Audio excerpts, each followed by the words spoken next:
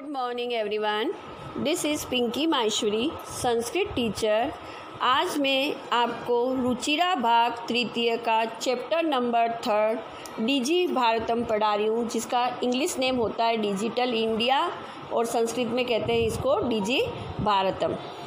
यह जो पाठ है मूल इस भाव को लेकर लिखा गया है, निबंधात्मक पाठ है। इसमें वैज्ञानिक प्रगति के उन आयामों को छुआ गया है जिनमें हम एक क्लिक द्वारा बहुत कुछ कर सकते हैं। आज इंटरनेट ने हमारे जीवन को कितना सरल बना दिया है।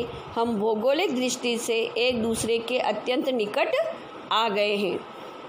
इसके द्वारा जीवन के प्रत्येक क्रियाकलाप सुविधाजनक हो गए हैं। ऐसे ही भावों को यहाँ सरल संस्कृत में व्यक्त किया गया है कि आज कंप्यूटर के माध्यम से, मोबाइल के माध्यम से हमारा काम कितना आसान हो गया है। और ये सबसे पहले समझने के लिए तो आज जो प्रेजेंट जो चल रहा है ये आप खुद भी समझ सकते हो। देख लो, ऑनलाइन जो पढ़ाई चल रही है वो इसी के थ्रू चल रही है।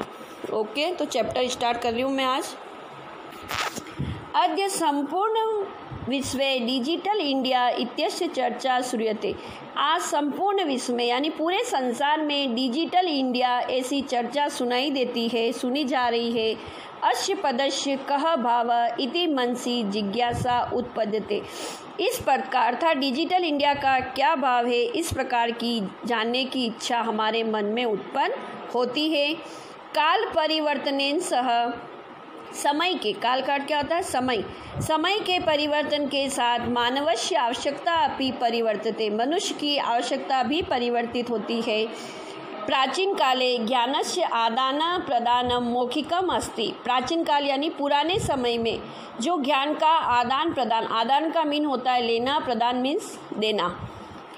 तो आदान और प्रदान जो होता था वो मौखिक रूप से होता था।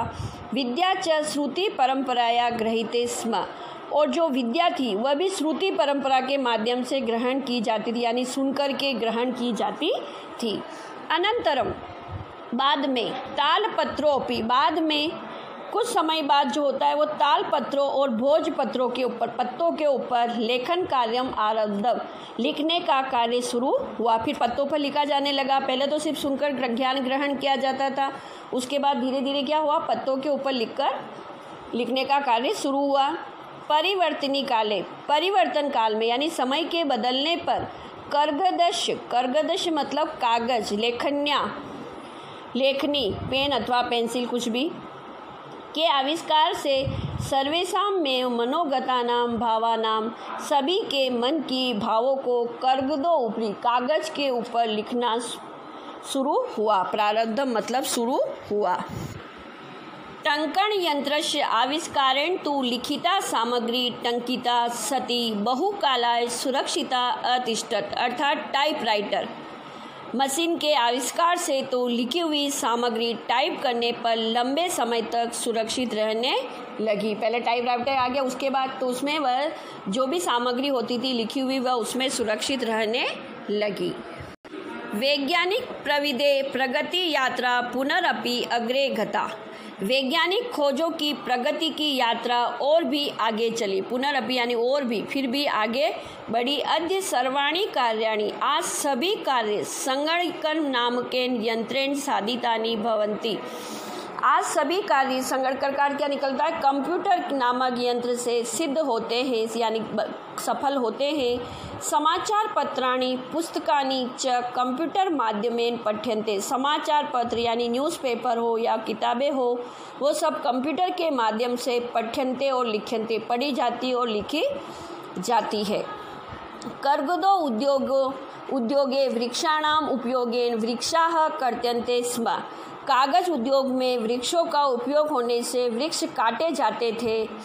कर्त्यन्ते का क्या होता है, काटे जाते, स्म मतलब थे। परम संगणकन अधिकाधिक प्रयोगेन, परंतु कंप्यूटर के अधिकाधिक प्रयोग से वृक्षाणाम कर्तनम, वृक्षों को काटने का न्यूनता भविष्यति, यानी काटने में कमी आई, कमी होगी। इति विश्वास, ऐसा विश्वास है। अनेन पर्यावरण सुरक्षाया दिशि महान उपकारो भविष्यति। अनेन मतलब इससे, कंप्यूटर के अधिक प्रयोग से पर्यावरण सुरक्षा की दिशा में महान उपकार होगा। अधुना आपणे वास्तु क्रियार्थम रूप्यकाणाम अनिवार्यता नास्ति। अधुना मतलब अब, आपने मीन्स बाजार में, दुकान पर वस्तु क्रियार्थम वस्तु को खरीदने के लिए रुपयों की आवश्यकता अनिवार्यता नहीं है। क्यों? डेबिट कार्ड, क्रेडिट कार्ड इत्यादि सर्वत्र रूप्यकाणाम स्थानम गृहीतवन्तः। क्योंकि डेबिट कार्ड और क्रेडिट कार्ड इत्यादि ने सभी ने रुपयों का स्थान ग्रहण कर लिया है। वित्त कोशस्य का अर्थ होता है बैंक। चापी सर्वाणि कार्याणि संगणक यंत्रेण संपाद्यते। बैंक के समस्त कार्य कंप्यूटर से किए जाते हैं। बहुविधा अनुप्रयोगा, बहुत प्रकार के ऐप, अनुप्रयोगा का अर्थ होता है ऐप। मुद्राहीना विनिमय, बिना रुपयों के लेन देन में सहायक है। कुत्रापि यात्रा करनिया, कहीं पर भी यात्रा करनी है हो तो रेल यान यात्रा पत्रश, रेल यान यात्रा प्रत्यक्ष का अर्थ होता है रेल टिकट। वायुयान यात्रा प्रत्यक्ष का अर्थ होता है हवाई जहाज का टिकट। अनिवार्य अद्य नास्ति, आज अनिवार्य नहीं है। सर्वाणि पत्राणि अस्माकं, सभी पत्र सभी टिकट हमारे चल दूरभाष यंत्रे। चल दूरभाष का अर्थ क्या होता है? जो हमारे साथ में दूरभाष चलता है। तो क्या चलता है हमारे साथ में? मोबाइल। मोबाइल यहाँ इसका हिंदी मीन हुआ मोबाइल पर ईमेल इति स्थाने, ईमेल इस स्थान पर सुरक्षित होते हैं। यानी संदर्श वयम, उसे दिखाकर, जो यानी जिसे संदर्श मतलब दिखाकर हम सब करने यानी सुविधापूर्वक यात्रा का आनंद ले सकते हैं। चिकित्सालये अपि उपचारार्थम रूप्यकाणाम आवश्यकता अद्य न अनुभूयते। चिकित्सालय में भी उपचार के लिए रुपयों की आवश्यकता अद्य मतलब आज, न अनुभूयते यानी आज अनुभव नहीं की जाती है। सर्वत्र कार्ड माध्यमेन, सभी जगह कार्ड के माध्यम से, ई बैंक माध्यमेन शुल्कम प्रदातुं शक्यते। सभी जगह कार्ड के माध्यम से और ई बैंक माध्यम से शुल्क दे सकते हैं या चुका सकते हैं। तत्दिनं न अतिदूरं यदा वयं हस्ते एकमात्रं चल दूरभाष यंत्रम् आदाय सर्वाणि कार्याणि साधयितुं समर्थाः भविष्याम। तत्दिनं मतलब वह दिन, न अतिदूरम बहुत अधिक दूर नहीं है, यदा जब हम सब हाथ में एकमात्र चल दूरभाष का अर्थ होता है मोबाइल का यंत्र लेकर सभी कार्य समर्थ सिद्ध कर सकते हैं या समर्थ हो सकेंगे। वस्त्र पुटिका का अर्थ होता है जेब में, पॉकेट में रूप्यकाणाम आवश्यकता न भविष्यति, जेब में रुपयों की आवश्यकता नहीं होगी। पासबुक, चेकबुक इत्यनयों आवश्यकता न भविष्यति, पासबुक और चेकबुक इसकी आवश्यकता भी नहीं होगी। पठनार्थम पुस्तकानाम समाचार पत्राणाम अनिवार्यता समाप्त प्राय भविष्यति, पढ़ने के लिए पुस्तकों के समाचार पत्रों की अनिवार्यता समाप्त प्राय का अर्थ होता है लगभग, मोस्ट ऑफ समाप्त हो गई है, हो जाएगी। लेखनार्थम लिखने के लिए अभ्यास पुस्तिका, कर्गदस्य कागज, नूतन ज्ञान अन्वेषणार्थम नए ज्ञान को खोजने के लिए, शब्दकोशस्य अपि शब्दकोश जिसको आप बोलते हो डिक्शनरी की भी आवश्यकता न भविष्यति आवश्यकता नहीं होगी। अपरिचित मार्गस्य ज्ञानार्थम मार्गदर्शकस्य मानचित्रस्य आवश्यकतायाः अनुभूति अपि न भविष्यति। अपरिचित का अर्थ होता है अनजान रास्तों के ज्ञान को जानने के लिए मानचित्र की आवश्यकता यानी एटलस की आवश्यकता भी अनुभव नहीं होगी। क्यों? क्योंकि आप भी देख रहे हो आजकल हम कहीं जाते हैं तो क्या करते हैं, नेट ऑन कर लेते हैं और रास्ता कहीं का भी ढूंढना हो तो उससे ढूंढ लेते हैं। हम लोकेशन ढूंढने के लिए भी मोबाइल जीपीएस सहायक है।